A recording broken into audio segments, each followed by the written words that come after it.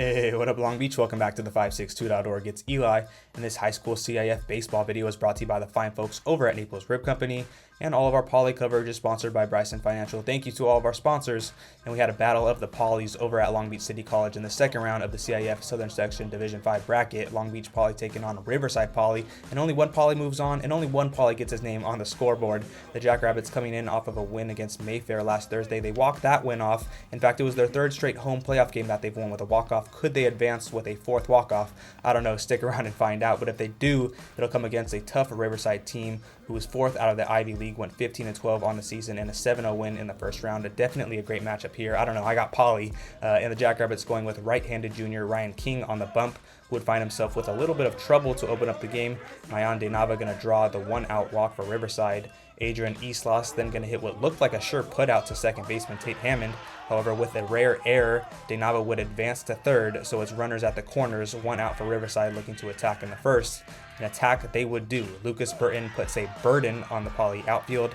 This one hit well to left field. Denava would score easily. Islas going to get sent over there as well. He'd make it home for 2 runs scored in this first inning so far. Riverside dugout hyped about it. Burton cracks the scoreboard open for the Bears.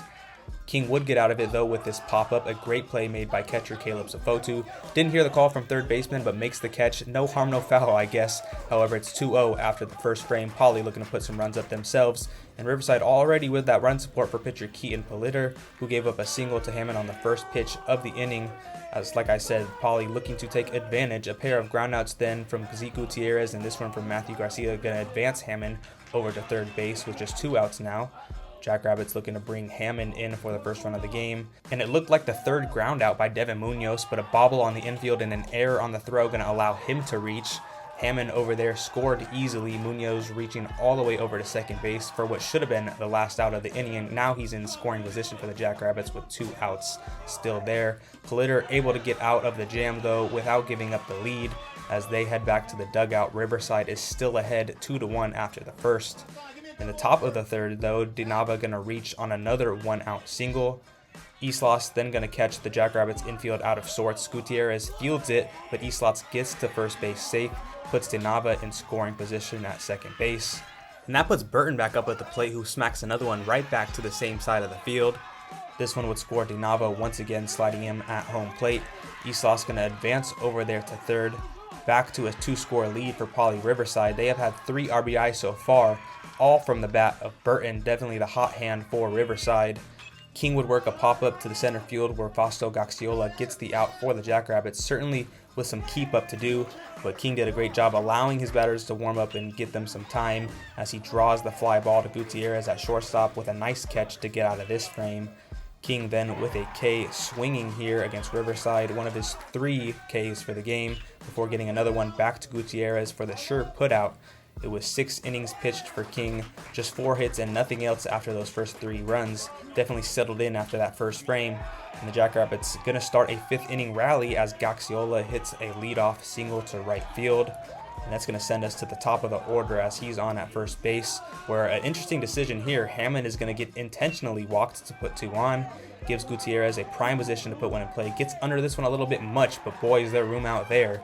Z gets it to fall and gets to first base. That's going to load the bases with just 1 out. Matthew Garcia then going to rip one to right field, gets it to fall over there, and that'll score Gaxiola and cut the lead to just 1. Garcia's only hit of the day, a big one here in the 5th for those Jackrabbits. Caleb Safotu then working a full count, going to draw the walk. This one's going to bring Hammond around. Not sure if it was the right decision to intentionally walk Hammond, but damned if you do, damned if you don't. We are now tied up 3-3.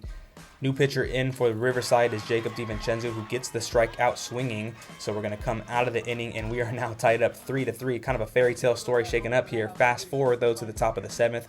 New pitcher for Poly, it's Dalen Carey, the senior. Hit a walk-off on Thursday, looking to play some defense and give his team the chance to do it again here. However, Matthew Henry going to make it hard for him as it's a tough play at second. The grounder up the middle gets through for the 1-out single. So for Riverside, it's the potential game winner on base here in the top of the 7th. Crazy play here though, Safotu looking to throw out Henry stealing at second, but the Poly dugout immediately calls for an interference by the batter. The ump makes the right call. Batter is called out for interfering on the throw. The runner heads back to first base. Carey then going to take it into his own hands, gets the strikeout looking, sends the Jackrabbits into the bottom of the 7th for what everybody was instantly thinking, another chance for a walk-off here at LBCC. Gutierrez up with 1 out in the bottom of the 7th, going to smack this one to middle field for the single. That's going to be the game-winning run now on base with 1 out. Gutierrez a clutch hit to open up that bottom of the frame. After stealing second, this passed ball is going to allow Gutierrez to advance to third base. Now just 90 feet away from what could be another incredible walk-off here. Garcia looking for the contact but strikes out swinging. 2 outs now for Pauly. The last chance of the inning is in the hands of senior Devin Munoz. A moment you could only dream about if you're a Jackrabbit. And a first pitch throwing, first pitch swinging. Munoz with the swing of his life in its winner walk-off dinner. It wouldn't have ended any other way as you see the dugout get cleared for yet another straight game. The helmet off for Munoz, another dog pile to celebrate it for Long Beach Pauly, who walks it off for a 4-3 victory. It's the 4th straight home playoff game that they've walked off. 3 of those have come right here at LBCC, the last 2 in the last week to send Pauly over to the 3rd round. Oh my, I'm out of breath here, and it does not stop here. Pauly looking to take that magic on the road to Camarillo in the 3rd round of the Division 5 bracket. That game will be on Friday for a chance to head to the semis. And if you want coverage of that and all things Long Beach sports, you are already in the right spot, the562.org.